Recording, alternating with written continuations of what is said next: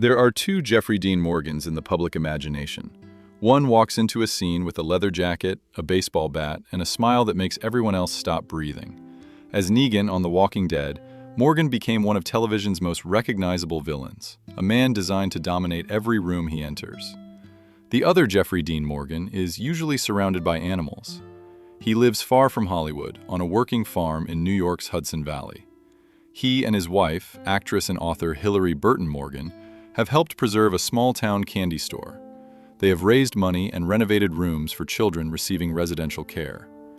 And when much of the entertainment industry shut down in 2020, they turned their home into the set of a television show built around neighbors, friends, animals, and people trying to help one another. This is not a story about a celebrity who simply escaped fame. It is a story about what happened when a private man became very public and then chose to make his public life useful on a much smaller scale. Long before Negan, Morgan already knew what sudden recognition could do to an ordinary day. His career had taken years to gain momentum. Then Grey's Anatomy changed everything. As Denny Duquette, he played a character whose romance and death became part of the show's emotional mythology. Morgan later remembered a period when even buying groceries became difficult. Viewers would recognize him, become emotional, and approach him in the store. For an actor who had spent years wondering whether his career would ever work, that attention must have represented success. But success also removed something most people never realize they possess: the ability to pass through a public place without becoming an event. By the time Morgan joined The Walking Dead, the scale was even larger. Negan was not a quiet character, and the show's audience did not react quietly. In a 2017 interview, Morgan described himself as a very private person. The new level of attention, he explained, was an adjustment not only for him, but for his family. That distinction matters. Morgan has never sounded ungrateful for the work. He speaks openly about his luck and about the long struggle that came before it. But gratitude for a career is not the same as wanting celebrity to occupy every part of life. Negan intensified that problem because the character traveled far beyond the episodes themselves. His face appeared in trailers, posters, convention halls, interviews, and endless online arguments about what the character had done. Morgan could finish a day of filming and remove the costume, but the audience did not switch Negan off so easily. The performance followed the actor into public space. For someone protective of ordinary family life, the question was no longer whether fame would enter the room. It was whether he could decide how much room it occupied. The answer for Morgan and Burton was not a higher wall in Los Angeles. It was land. In a 2024 interview with Parade, Morgan spoke from a makeshift office on Mischief Farm, the roughly 120-acre property where the family spends much of its time. He called this life a fantasy he had carried with him for years. As a child, he had worked one summer on his great-grandmother's farm. Later, when he met Burton, the two discovered a shared dream of having land and animals. That origin makes the farm more than a celebrity lifestyle choice. It was connected to memory, labor, and a picture of adulthood that existed before Morgan became Negan. The reality was not a polished country house fantasy. A working farm creates chores, whether the owner has an early call time or not. The family's story, as Burton later presented it in the Rural Diaries, included chopping wood, building chicken coops, raising livestock, repairing a home, gardening, and learning from neighbors. The property also became home to rescue animals, including animals that had been abused. The work is important because work changes the meaning of a place.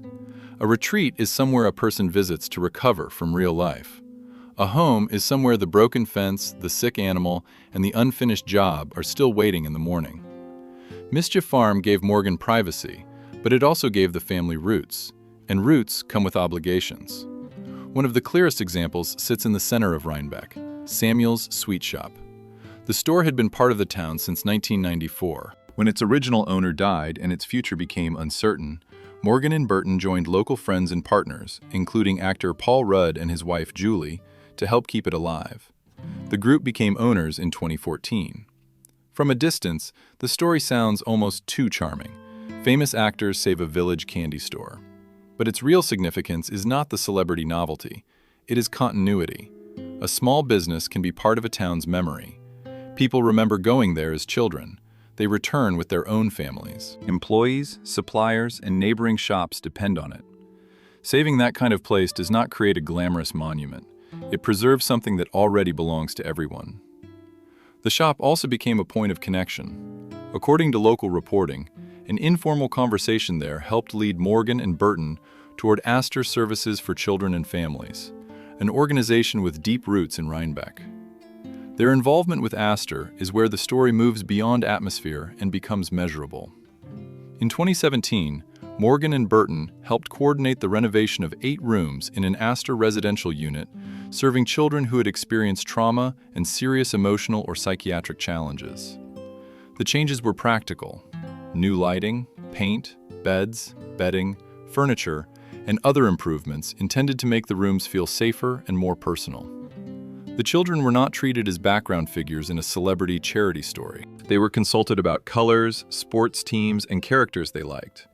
The point was not simply to repair a building. It was to give young residents some ownership over the spaces where they lived. The couple also brought in contractors and companies connected with work on their own home. Some donated labor and services. Preparations were sometimes completed at the Morgans' property and then taken to Astor for installation. Fundraising expanded the effort.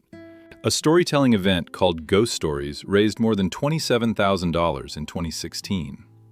The following year's event raised $71,000 for the next phase, which was planned to improve additional residential units. Morgan described the project as an opportunity to give something back to a community the family loved. That sentence is simple, but it reveals the shape of the life they were building. The farm was private. The consequences of living there were not. They had become customers, employers, business owners, fundraisers, volunteers, and neighbors. Their entertainment careers gave them attention and access. The small town gave that attention somewhere concrete to go. Then, in 2020, the boundary between Morgan's public and private worlds changed again. Film and television production stopped. People were isolated in their homes. AMC needed programming, but viewers also needed a different kind of connection, something less polished and more immediate. The result was Friday Night In with The Morgans, a weekly half-hour series hosted by Morgan and Burton from Mischief Farm. The premise was deliberately loose. Guests joined by video chat. Friends from The Walking Dead and Supernatural appeared, but so did neighbors and a local physician. The farm's animals wandered into the frame.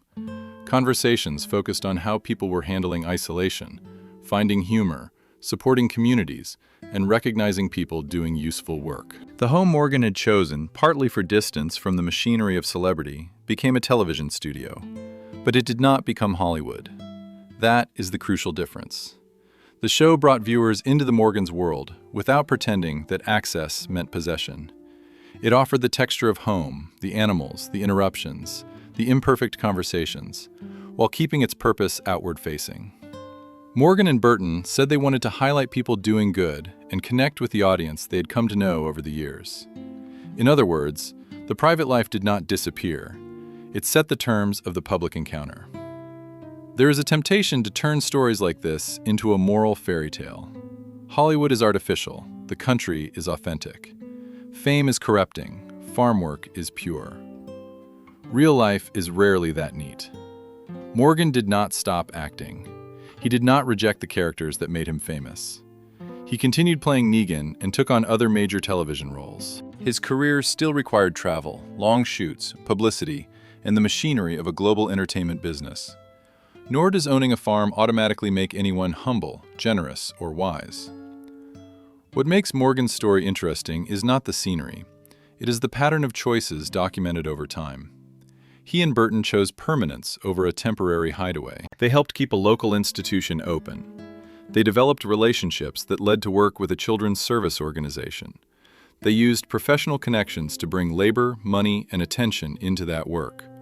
And during a crisis, they let a television network broadcast from home, but made the program about connection rather than spectacle. Morgan has said that he and Burton rarely sit around discussing their place in television history. Their attention at home is directed toward family and the everyday responsibilities in front of them. He has also joked that one measure of success is simply not behaving in a way that would embarrass his children. It is a modest philosophy for someone associated with one of television's least modest characters. Negan's power comes from making himself impossible to ignore. He enters a community and forces everyone to organize their lives around him. Morgan's off-screen life suggests almost the reverse. He entered a community and allowed its existing life, its store, its organizations, its neighbors, its needs, to organize part of his own. That may be the real private life behind television's most public villain. Not disappearance, not isolation, not a performance of rustic simplicity. It is the decision to be known at a human scale. On television, millions of people know Jeffrey Dean Morgan by a grin, a leather jacket, and a baseball bat.